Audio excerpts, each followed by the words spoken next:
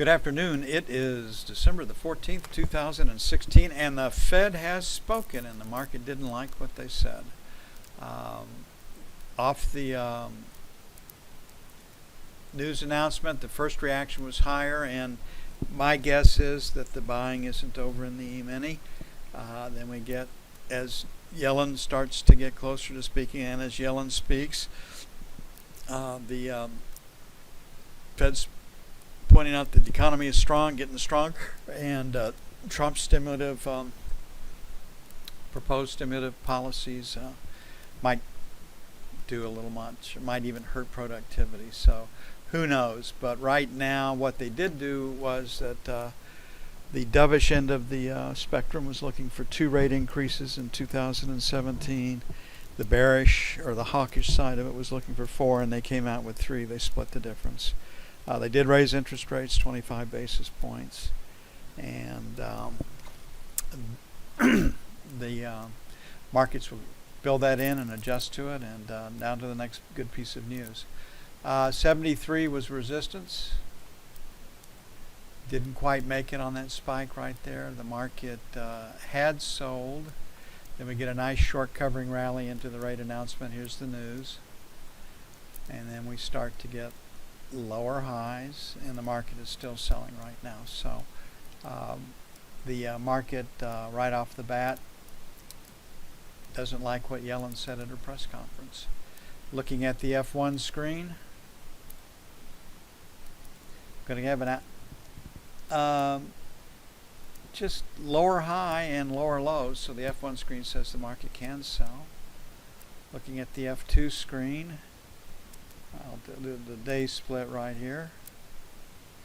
And here's the FOMC rate announcement. We had a B coming into it, and the market is still selling.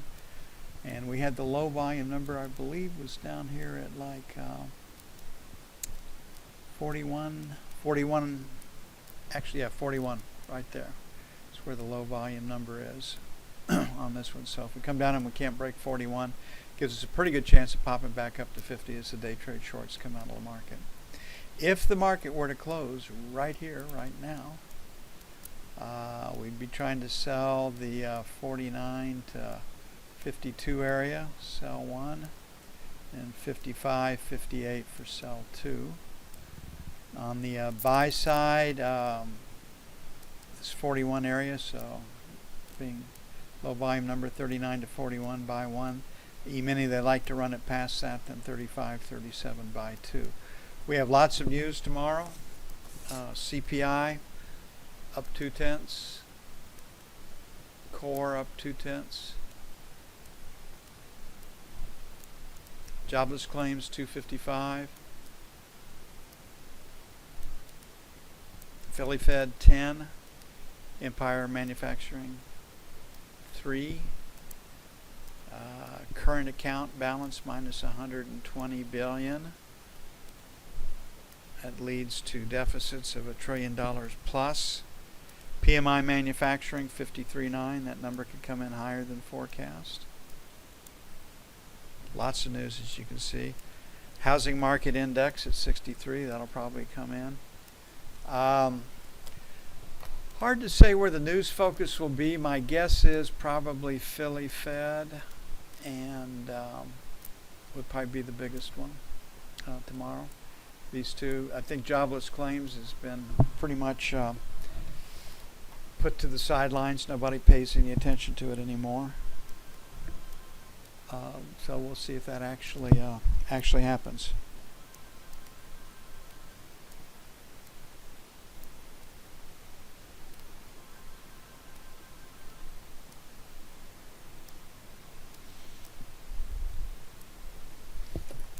Okay, looking at the treasuries, 10 years where the hedge is. And it looks like the market is playing on stronger economic growth.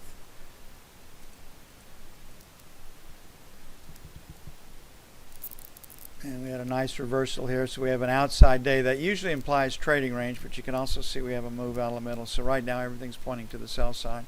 And when you look at the F2 screen, it's no doubt that the market is selling. So structurally right here we have that low at 23.17. We're at 12. So 15 to 19, sell 1. 23 to 27, sell 2. On the buy side, 5 to 9 will be buy 1. And buy 2. 29 to 01.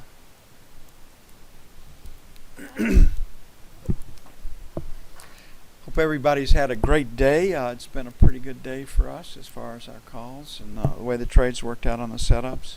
The E-mini once again is a bit sleepy. There are easier markets to trade, and if you haven't discovered crude oil or the bond or gold, and you're frustrated by the E-mini, take a look at those other markets.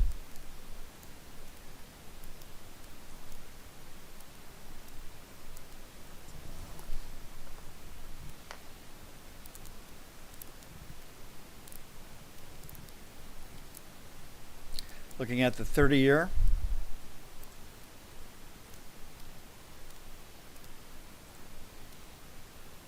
And this is just a huge market.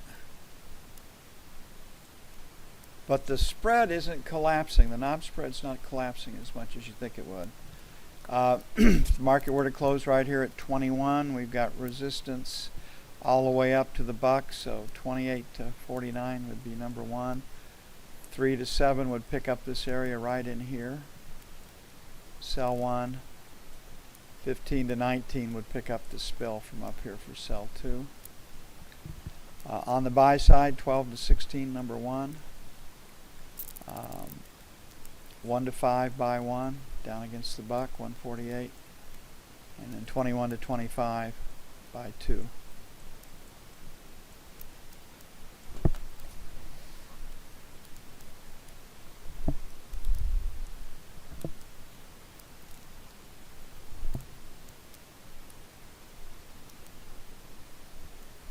I love the news right now. Everybody is so upset about fake news stories and the rest of that, and I don't know how you could, between our government and the mainstream media, I don't know how you could have more fake news stories than what they put out.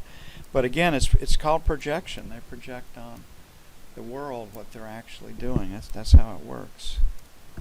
And it's amazing to see the flip-flops and what they come up with to justify whatever they happen to be pushing that day.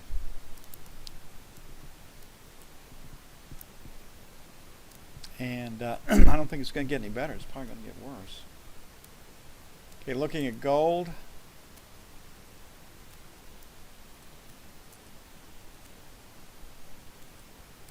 Damn, come on. There we go.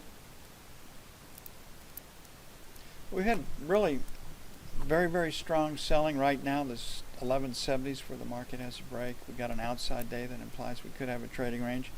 The low volume numbers down here at 1135, right there at 14.8. So we got a shot for that number right now. Outside day, trading range. And here's the split in K period. So we've got this low right here at about 50, 52, 53.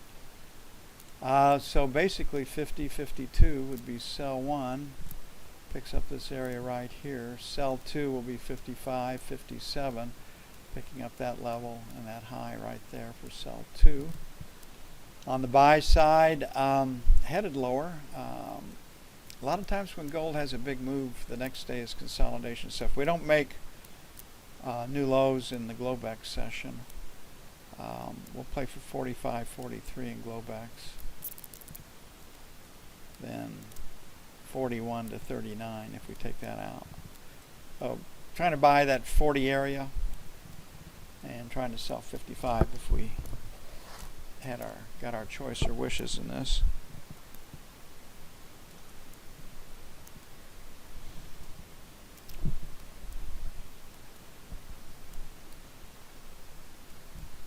Okay, crude oil, starting yesterday, overnight, and again today, there was a spate of pretty negative articles on crude. But crude really didn't break. or give it up until later in the session. So it is a lower high and a lower low, so we are looking to sell it. But basically, OPEC came out and said the excess crude won't be sopped up until second half of 2017, and that's never cool. Iraq's consultants said they will not be cutting their production 190,000 barrels per day. So, you know, usually out of OPEC, some will cut production, some won't. They'll all cheat when they can get away with it, but you don't really come out and advertise that. So maybe that consultant's remarks were discounted. Who knows? But the market right now is under sell pressure. So 51, 51 and a quarter, pretty aggressive. Sell one. 51.50, 51.75, sell two. On the buy side, 50.25 to 50.50, buy one. And then 49.75, 50 even, buy two.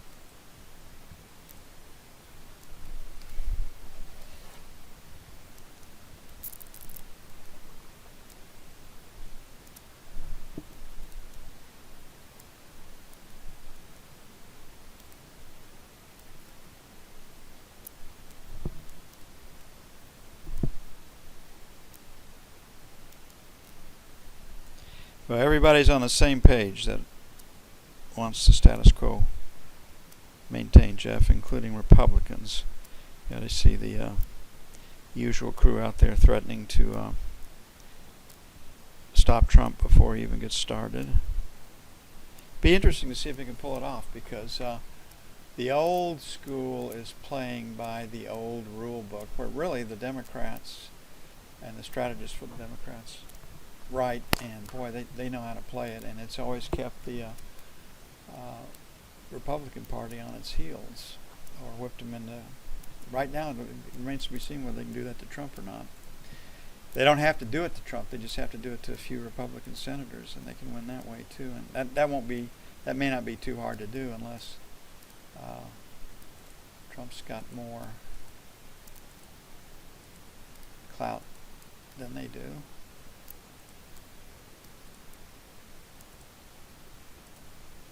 Okay, there's the selling right now on the euro. The market is trying to sell right now at the low end of its range. It moved $1,000 or 100 ticks on the FOMC news. And here's the spill. So we've been saying stops below 105 before the selling was over. I think we're there. We're at 32, so a very aggressive buy. Let's get stops down there. 105.25, buy one. Buy two would be 105 even. On the sell side, the spill was from 105.60, so 105.50, sell one. And then 105.75, sell two.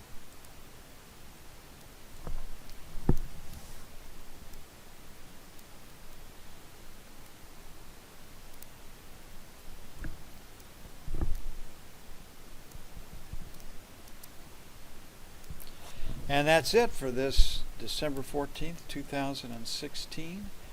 I will see you all bright and early in the morning. Another cold day in the forecast for us. We need moisture right here in the form of snow, rain, sleet, hail. We'll take it anyway.